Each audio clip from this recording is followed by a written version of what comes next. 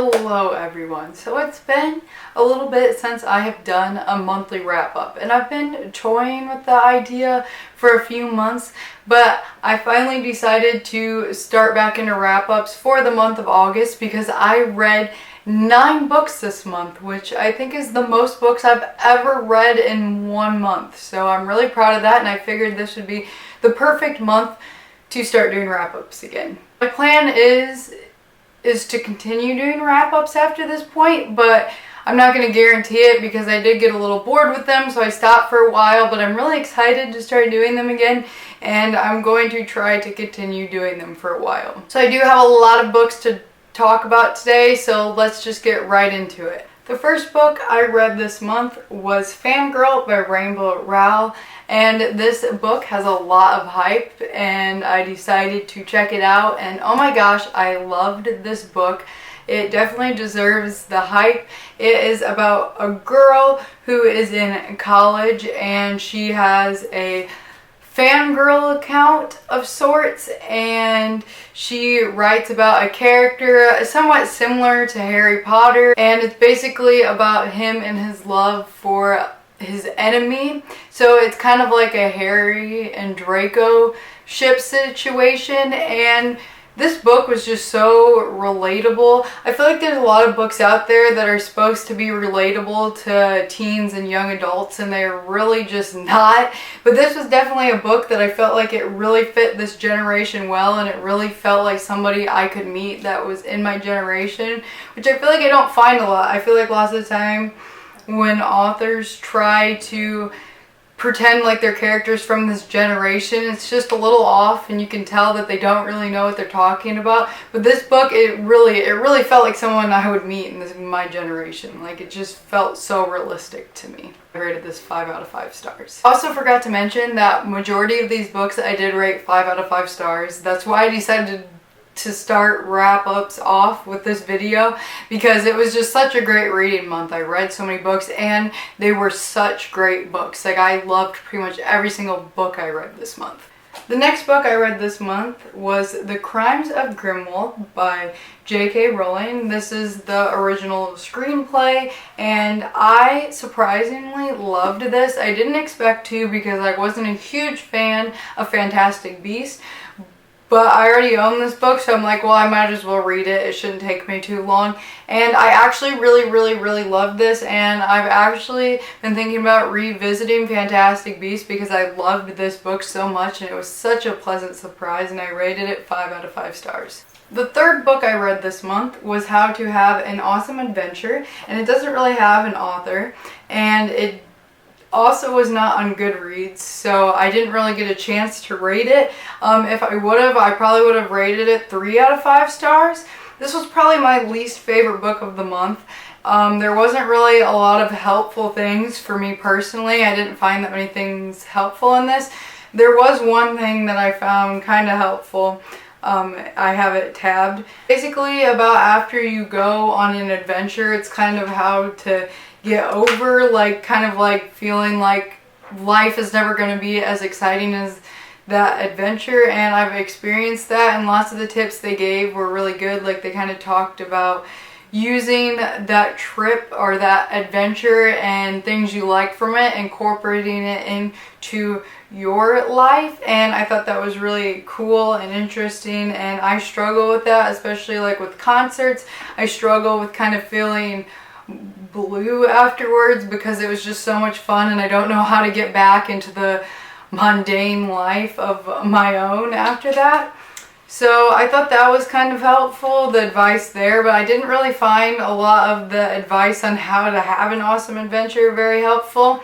I would have rated it 2 stars, but that one part about how to get over having a really awesome adventure was nice, so I decided to go with 3. But I got this book to actually come up with adventure ideas, not just getting over a good adventure and moving on with life and not being depressed that it's over. So this was kind of a miss for me, but I would still suggest it because it didn't help me out with the adventures I wanted to go on. It just really wasn't for me, but you could still find an adventure in here that you really want to go on. So if you're in need of an adventure, I would check it out because you might find the adventure that's for you in this book. The next book I read this month was If I Stay by Gail Foreman. I watched this movie I was gonna say a few months ago. It was years ago. Like, I was in middle school and I loved the movie. I cried during it.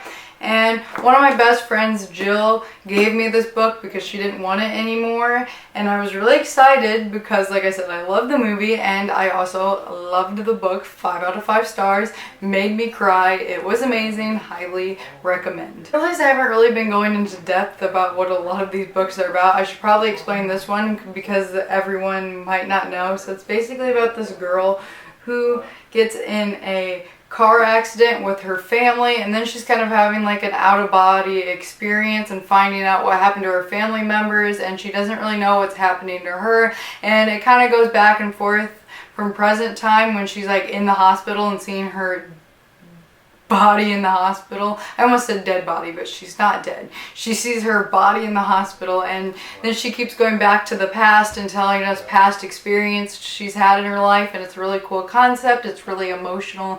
So if you're looking for a good book to cry over, highly recommend. The next book I read this month was How to Be Mindful by Anna Barnes, and this is basically just a book on advice on how to be more mindful, and I loved this book. It was very helpful. I've been using some of these tips through my day-to-day life. I found it so helpful, and I would highly recommend if you want to make sure you're living your life and experiencing experiences and not just going day to day on a hamster wheel and really want to live. If you feel like you kind of struggle with that, I would highly suggest. Has some very good tips, and yeah, I rated it 5 out of 5 stars. The next book I read this month was The Dangerous Art of Blending In by Angelo Sermels, and I'm not sure if I said that right. So this book follows the main character named Evan Panos, and he has a mother and father, and his mother is very abusive. She's super religious, and she pretty much hates her son. She says that multiple times. She hates him, and on top of that, he's gay, which his mom doesn't know in the beginning of this book, but she kind of suspects, and she literally hates him for it. And it's a really sad story, but it's also very important. Again, like I said, the mother is abusive. There's a lot of physical and mental abuse, so if that's something you're not okay with, I wouldn't read this book. But if you are okay with reading about something like that, I would highly suggest this book. This was probably my favorite book of the month. I loved this book. From the first page, I was invested. I feel like it's a very important book to read, especially for anyone who is a parent or wants to become a parent someday, because this really teaches the story of a mother who let her son's differences get the best of her. And it's really sad because they could have had a good relationship, because Evan is such a good kid, and if she could have looked past this one thing and his few other problems, like just his problems, if she could look past his problems, they could have had such a good relationship. And it's so sad, and like I said, anybody that's a parent or wants to be a parent someday, this is a really good, beneficial book to read, and it's also very captivating, and you're just going to fall in love with the characters. Except for the mom. You will not fall in love with the mom. Actually, there's a lot of people in this book that are bad people, but yeah. I probably should have done a full book review on this, because I keep wanting to talk about this so much, because this book made me so emotional. But yeah, we need to move on. And I obviously rated this book 5 out of 5 stars, because oh my gosh, it's so amazing. Next book I read this month was Queens of Fiburn by Kendra Blake, and this is a companion for the 3 Dark Crown series, and I love that series. The next book is actually coming out. The 4th book is coming out like a couple days. It's coming out Tuesday. And I'm so excited because, as I said, I love this series. So I decided this month to read the companion before the 4th book comes out. So the beginning of this book was a little slow for me, but it started getting better towards the middle, and then oh my gosh, the part that's about the Oracle Queen was so good. I loved the last 100 pages or whatever, the last half. This isn't a very long book. Yeah, it was so good, and I was gonna rate it 4 stars, but I kept thinking about it and I changed it to 5 because oh my gosh, I loved hearing about it. I think that's what it's called, the Oracle Queen. Yeah, that's what it's called.